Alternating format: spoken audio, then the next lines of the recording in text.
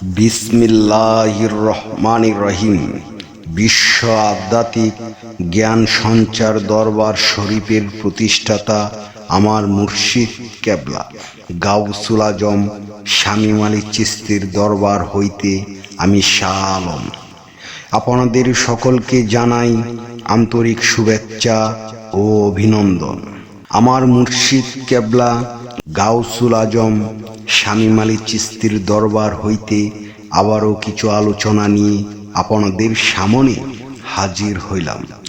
আশা করি সকলে ভালো আছেন এবং সকলেই মনোযোগ সহকারী এবং ধৈর্য সহকারী শুরু থেকে শেষ পর্যন্ত সম্পূর্ণ আলোচনাটি শুনুন। আমি যে আলোচনাটি নিয়ে আপনাদের সামনে হাজির হইলাম সেই আলোচনাটি হলেন নিজের জ্ঞান নিজেকে অর্জন করতে হবে কিভাবে। এই নিয়ে কিছু তত্ত্ব আলোচনা করিব, তাই সকলেই মনোযোগ সহকারী এবং ধৈর্য সহকারী শুরু থেকে শেষ পর্যন্ত সম্পূর্ণ আলোচনাটি শুনুন। শুরুতেই বিশ্বের সকল স্তরে লোকদের উদ্দেশ্য করে বলছি, আমার লক্ষ্য আমার মুর্শিদ কেবলা গাউসুল আজম শামীম আলী চিশতির লেখা গ্রন্থের বিষয়বস্তু আপনাদের সামনে উপস্থাপনা করা, যাতে আপনারা সকলেই হাকিকত জানতে পারেন, বুঝতে পারেন এবং হাকিকতের জ্ঞান নিতে পারেন। আমি যে আলোচনাটি নিয়ে আপনাদের সামনে হাজির হইলাম, এই আলোচনাটি আপনাদের জন্য অনেক গুরুত্বপূর্ণ। এই আলোচনার মাধ্যমে আপনারা সকলে জানতে পারবেন নিজের জ্ঞান নিজেকে অর্জন করতে হবে, কিন্তু কিভাবে। তাই সকলেই মনোযোগ সহকারী এবং ধৈর্য সহকারী শুরু থেকে শেষ পর্যন্ত সম্পূর্ণ আলোচনাটি শুনুন। রাষ্ট্র কিংবা ধর্ম কাউকে জ্ঞান দিতে পারে না, নিজের জ্ঞান নিজেকে অর্জন করতে হয়। মাকাল ফলের গাছ কি আঙ্গুল ফল দিতে পারে? উত্তর নিশ্চয়ই পারে না। গত 3000 বছরে 5000 যুদ্ধ হয়েছে, কোটি কোটি মানুষকে হত্যা করা হয়েছে। ক্ষমতা রাজনীতি ধর্মকে ব্যবহার করে মানুষকে উদ্দীত করেছে যুদ্ধে যেতে, এবং অবশ্যই ক্ষমতার ধর্ম রাজনীতিকে ব্যবহার করে হত্যাযজ্ঞ চালিয়েছে। যদিও বলা হয় ধর্মযুদ্ধ, কিন্তু আসলে তা ক্ষমতার যুদ্ধ। শিয়া সুন্নি যুদ্ধ কেন হয়? শিয়া সুন্নি যুদ্ধ কেন হয়? ধর্মের জন্য। শিয়ারা যদি মুসলিম না হয়, সুন্নিরা মুসলিম হয় কোন যুক্তিতে? আসলে গাছটি হলো মাকাল ফলের, সর্বত্র একই দলাদলি, হিনজান মহাজান, বামাচার ডানচার, বামপন্থী ডানপন্থী ধর্মের নামে রাজনৈতিক আন্দোলন, অথবা রাজনীতির নামে ধর্মীয় আন্দোলন। ধর্ম ও রাজনীতি কখন যে কে কার রূপ নিবে ঠিক নেই। পৃথিবীর ইতিহাসে সবচেয়ে বড় অপরাধী কারা? সবচেয়ে বড় নিষ্ঠুরতার কাহিনীগুলো কারা রচনা করেছে? মানব জাতির বিপদ প্রদর্শকরা। রক্ত ঝরা ইতিহাসের দিকে তাকালে কোনো সন্দেহ থাকে না যে প্রায় সব পথ প্রদর্শক ছিল বিপদ প্রদর্শক। সাধারণ মানুষকে সুন্দর আগামীর দিনের স্বপ্ন দেখিয়ে তারা যুদ্ধে নামিয়েছে।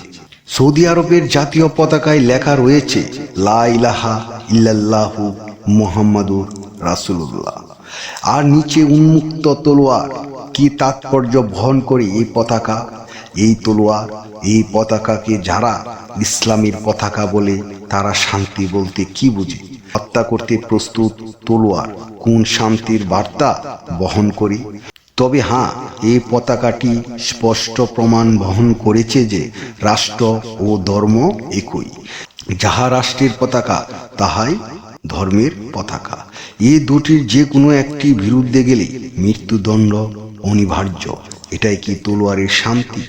ধর্ম এবং রাষ্ট্র উভয়ের কাছে জনগণ হলো ভেড়ার পাল। গাধার চেয়েও বড় গাধা হলো ভেড়া। ভেড়ার লোম দিয়ে তারা শীত বস্ত্র বহন করে।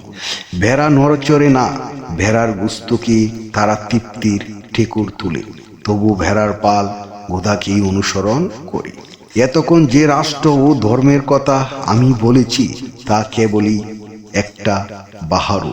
উভয়ের অন্তরালে রয়েছে আরেকটি জগৎ, এক রহস্যময় কর্পোরেট জগৎ। সারা বিশ্বের অর্ধেক সম্পদের মালিক মাত্র 87 জন মানুষ।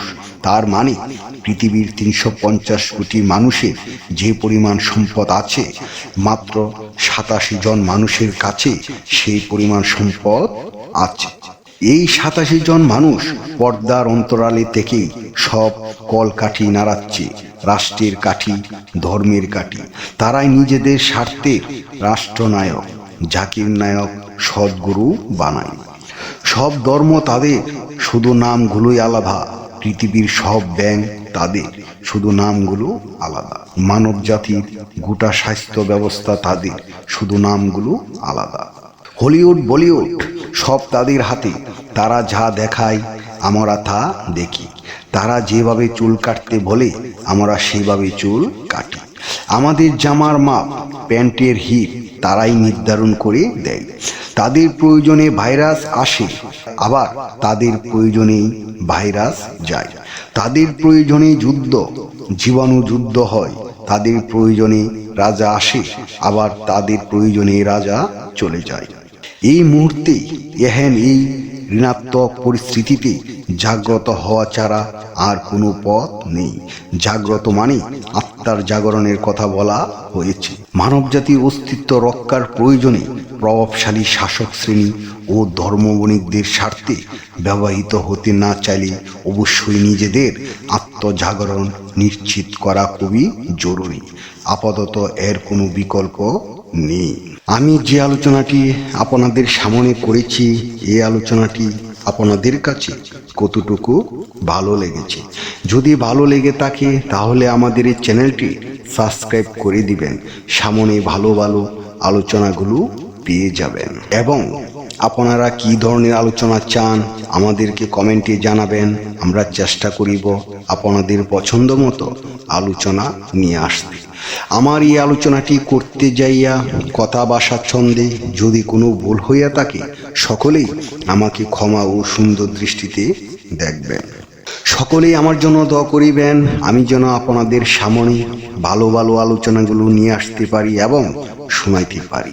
সর্বশেষে সকলের চরণে হাত রেখে একটি কথা বলতে চাই, আল্লাহ গোপনেরও গোপন। সেই গোপনকে পাইতে হলে একজন কামেল মুর্শিদের কাছে যাইয়া বায়াত গ্রহণ করি। সেই গোপন ইবাদত ও গোপন সাধনার মাধ্যমে আল্লাহকে লাভ করিতে হইবে। সকলেই ভালো থাকবেন, সুস্থ থাকবেন। আল্লাহ হাফেজ।